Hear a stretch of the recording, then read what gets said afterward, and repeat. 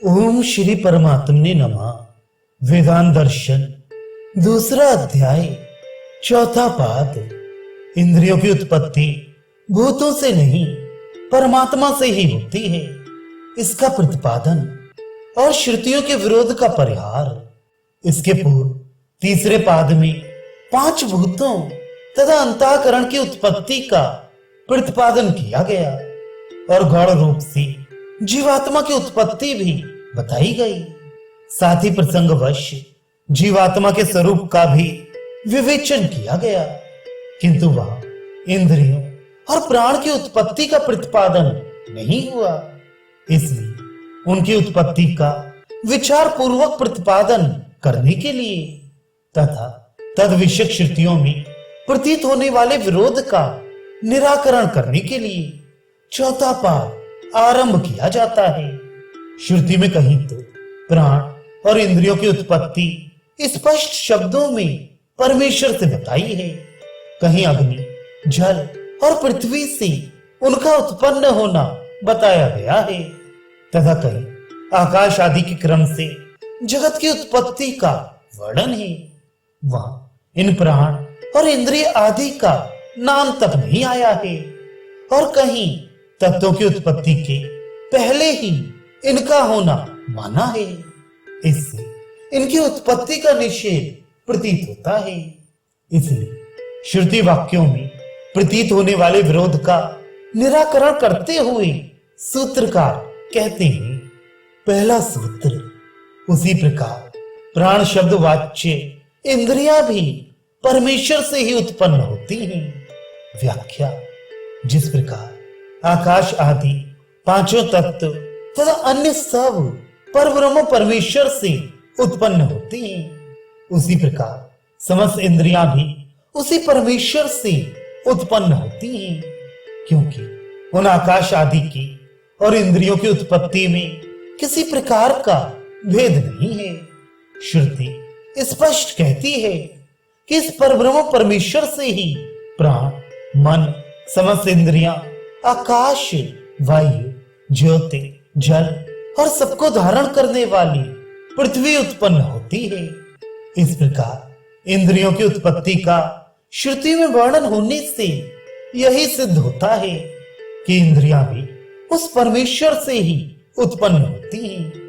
जहां पहले तेज, जल और पृथ्वी की उत्पत्ति बताते हुए जगत की उत्पत्ति का वर्णन किया गया है, वहां स्पष्ट कहा है कि वाणी तेजोमयी है, अर्थात वाक् इंद्रिय तेज से उत्पन्न हुई है, इसलिए तेज से ओतप्रोत है। इससे तो पांचों भूतों से ही इंद्रियों की उत्पत्ति का होना सिद्ध होता है, जैसा कि दूसरे मत वाले मानते हैं। इस परिस्थिति में दोनों श्रुतियों की एकता कैसे होगी, इस जिज्ञासा पर कहते हैं। दूसरा सूत्र, संभव ना होने के कारण वह श्रुति गौड़ी है, अर्थात उसका कथन गौड़ रूप से है। व्याख्या, उस श्रुति में कहा गया है कि भक्षण किए हुए तेज का जो सूक्ष्म अंश है वह एकत्र होकर वाणी बनता है। इससे यह सिद्ध होता है कि तेजस पदार्थ का सूक्ष्म अंश वाणी को बलवान बनाता है, क्योंकि श्रुति ने खाए हुए तेजस पदार्थों के सूक्ष्म अंश का ही ऐसा परिणाम बताया है। इसलिए जिसके द्वारा ये खाया जाए उस इंद्रिय का उस तेजस तत्व से पहले ही उत्पन्न होना सिद्ध हो जाता है। इस प्रकार वहां खाए हुए अन्न से मन की और पिए हुए जल से प्राणों की उत्पत्ति बताई गई है, परंतु प्राणों के बिना जल का पीना ही सिद्ध नहीं होगा, फिर उससे प्राणों की उत्पत्ति कैसे सिद्ध होगी। अतः जैसे प्राणों का उपकारी होने से जल को गौण रूप से प्राणों की उत्पत्ति का हेतु कहा गया है, वैसे ही वाक् इंद्रिय का उपकारी होने से तेजस पदार्थों को वाक् इंद्रिय की उत्पत्ति का हेतु गौण रूप से ही कहा गया है। इसलिए वह श्रुति गौड़ी है, अर्थात उसके द्वारा तेज आदि तत्वों से वाक आदि इंद्रिय की उत्पत्ति का कथन गौड़ है, यही मानना ठीक है। पर ऐसा मान लेने पर श्रुतियों के वर्णन में कोई विरोध नहीं रह जाता है। प्रकारांतर से उस श्रुति का गौड़त्व सिद्ध करते हैं। तीसरा सूत्र, श्रुति के द्वारा उन आकाश आदि तत्वों के पहले इंद्रियों की उत्पत्ति कही गई है, इसलिए भी तेज आदि से वाक आदि इंद्रिय की उत्पत्ति कहने वाली श्रुति गौड़ है।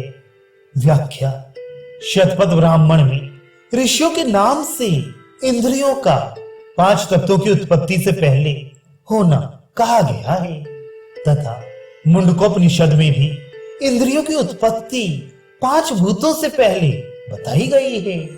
इससे भी यही सिद्ध होता है कि आकाश आदि तत्वों से इंद्रियों की उत्पत्ति नहीं हुई है। अतः तेज आदि तत्वों से वाक आदि की उत्पत्ति सूचित करने वाली वह श्रुति गौड़ है। अब दूसरी युक्ति देकर उक्त बात की ही पुष्टि करते हैं। चौथा सूत्र, वाणी की उत्पत्ति का वर्णन तीनों तत्वों में उस ब्रह्म के प्रविष्ट होने के बाद है, इसलिए तेज से उसकी उत्पत्ति सूचित करने वाली श्रुति गौड़ है। व्याख्या, उस प्रकरण में यह कहा गया है कि उन 3 तत्व रूप देवताओं में जीवात्मा के सहित प्रविष्ट होकर उस ब्रह्म ने नाम रूपात्मक जगत की रचना की। इस प्रकार वहां जगत की उत्पत्ति ब्रह्म के प्रवेश पूर्वक बताई गई है। इसलिए भी यही सिद्ध होता है कि समस्त इंद्रियों की उत्पत्ति ब्रह्म से ही हुई है, तेज आदि तत्वों से नहीं। अतः तेज तत्व से वाणी की उत्पत्ति सूचित करने वाली श्रुति का कथन गौड़ है। इस प्रकार इंद्रियों की उत्पत्ति भी उस ब्रह्म से ही होती है और वह 5 तत्वों से पहले ही हो जाती है। यह सिद्ध किया गया। अब जो श्रुतियों में कही तो प्राणों के नाम से 7 इंद्रियों की उत्पत्ति का वर्णन किया गया है, तथा कहीं मन सहित 11 इंद्रियों का वर्णन है। इनमें से कौन सा वर्णन ठीक है, इसका निर्णय करने के लिए पूर्व पक्ष की उत्थापना करते हुए अगला प्रकरण आरंभ करेंगे।